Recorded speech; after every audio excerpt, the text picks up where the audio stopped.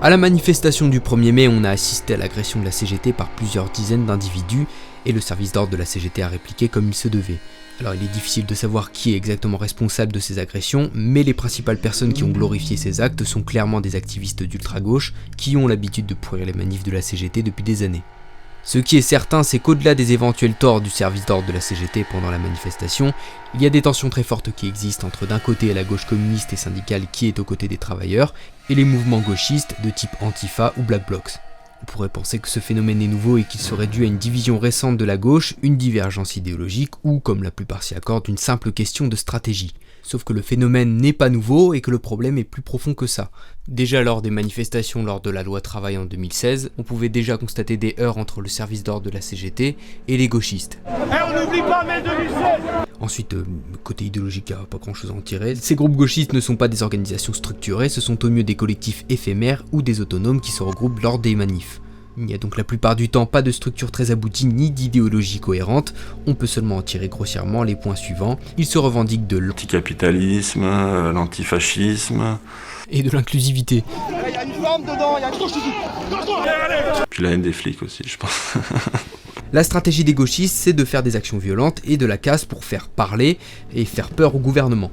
Certains le font même pour accélérer la répression en espérant entraîner avec eux les victimes de cette répression et les radicaliser. Ils correspondent exactement à ce dont parlait Lénine lorsqu'il inventait le terme gauchisme. Les gauchistes sont les adversaires de gauche des communistes qui se prétendent plus révolutionnaires que tout le monde mais qui n'ont aucune implantation dans le prolétariat. Ces gauchistes refusent donc la nécessité de construire patiemment le rapport de force contre la bourgeoisie et donc ils refusent aussi de prendre le pouvoir. Bon là pour le coup c'est peut-être mieux comme ça, mais... A l'inverse, la CGT mène ses offensives par la grève et montre sa puissance en défilant, avant de reprendre la lutte sur le lieu de travail. Alors oui, on peut évidemment critiquer les nombreux problèmes internes de la CGT, il n'empêche que cette façon de mener la lutte a toujours été la même depuis un siècle et qu'elle a fait ses preuves dans l'histoire. Cependant, en tant que marxiste, ce serait une erreur que de penser que cette opposition aussi virulente viendrait de nos idées.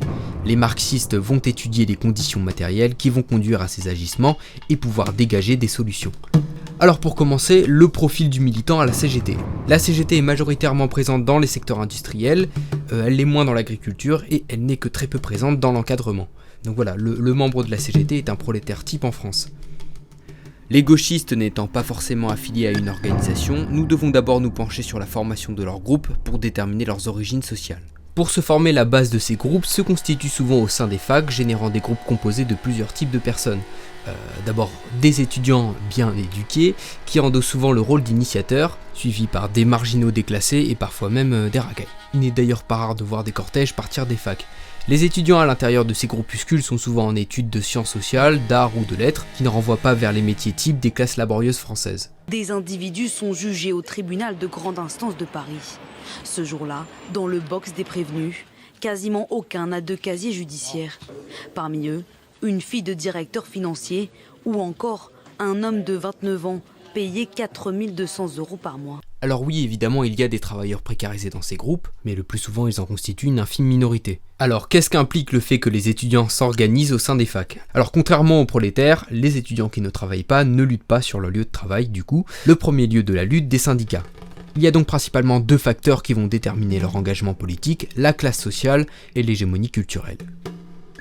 Alors pour ce qui est des étudiants qui travaillent et qui sont très nombreux, ils vont principalement lutter, enfin s'ils ont le temps, sur leur lieu de travail, et même si en effet certains vont militer sur leur fac, ils auront un pied dans le monde du travail et auront tendance à avoir des préoccupations liées à leurs conditions sociales, c'est-à-dire leurs études et le financement de leurs études.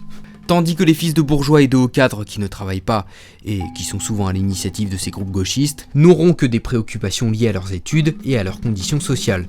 C'est donc logiquement ces derniers qui seront le plus présents au sein des groupuscules, qui vont gangréner la lutte et la pourrir. Alors on va le répéter parce que c'est important, ces gauchos entraînent aussi dans leurs aventures des sous-prolétaires. Ce sous-prolétaire, qui a été défini par Marx comme étant la couche sociale la plus déclassée des milieux populaires, regroupe l'ensemble de ceux qui ne sont plus dans le monde du travail et vivent de d'autres activités, comme les voleurs et les mendiants, et en particulier les délinquants.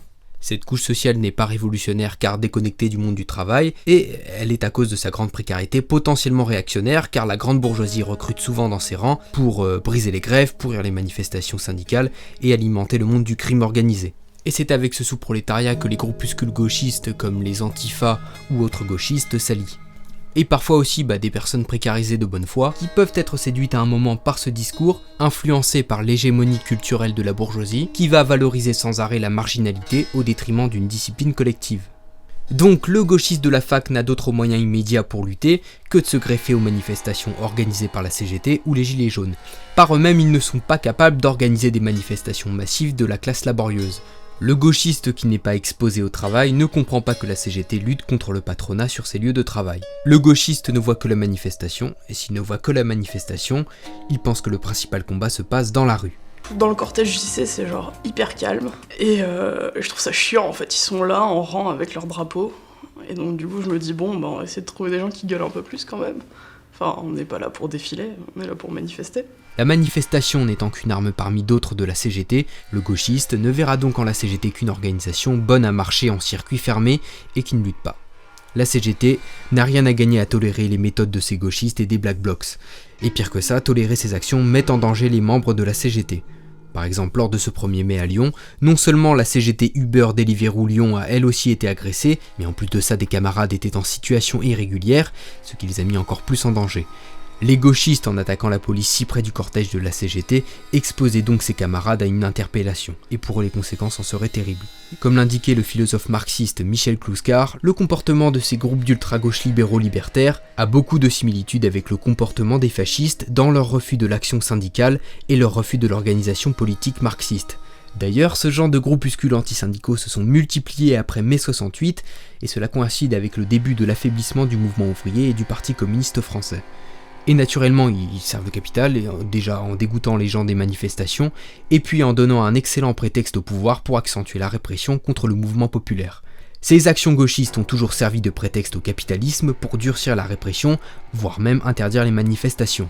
Que ce soit les attentats commis au 19e siècle par les anarchistes en France ou en Russie, qui n'ont jamais aidé en quoi que ce soit le mouvement ouvrier, ou les actions violentes des casseurs pendant la loi travail en 2016, qui ont contribué à aggraver la politique antisyndicale du gouvernement Hollande. La CGT a le droit de maîtriser ses propres manifestations, de défendre ses camarades et de contrôler l'image qu'elle donne lors de ces manifestations. Un gauchiste de perdu dit pro l'autre retrouvé. Non, papa, il faut que je t'explique. Non, alors je veux écoute, que tu comprennes. Oui, mais alors 2 secondes, hein. 2 secondes. Le capital, c'est foutu. La 5e, c'est foutu. Le PC, c'est foutu. La société de consommation, c'est fini tout ça, c'est foutu. Et les bagnoles, foutu. Il faut que tu en prennes conscience, il faut que tu te réveilles. Il faut que tu nous aides. Bon, alors pour l'instant, raccompagne-moi, sois gentil, dépêche-toi. Puis alors boucle-moi cet engin-là, comment ça marche, parce qu'en plus, j'ai pas envie d'attraper la crève, moi. Tu tires vers toi, comme ça. Qu'est-ce que c'est que ça? Plante-le. Plante-le. Qu'est-ce que c'est? Un tiers d'essence, un tiers d'éther, un tiers d'oxygène. Un tiers de... Et qu'est-ce que tu fais avec ça? On l'allume et ça explose. Ça explose? Oui. Non mais... Viens voir. Viens avec moi. Ça s'allume où? Là. Mais ça marche. Alors tu disais que les bagnoles c'était foutu. Oui. Je vais te montrer que j'ai peut-être tout compris, moi, regarde. Mais... Tu vois bien, Daniel, j'ai tout compris. Seulement, fallait que tu m'expliques. Tiens, voilà pour ton métro.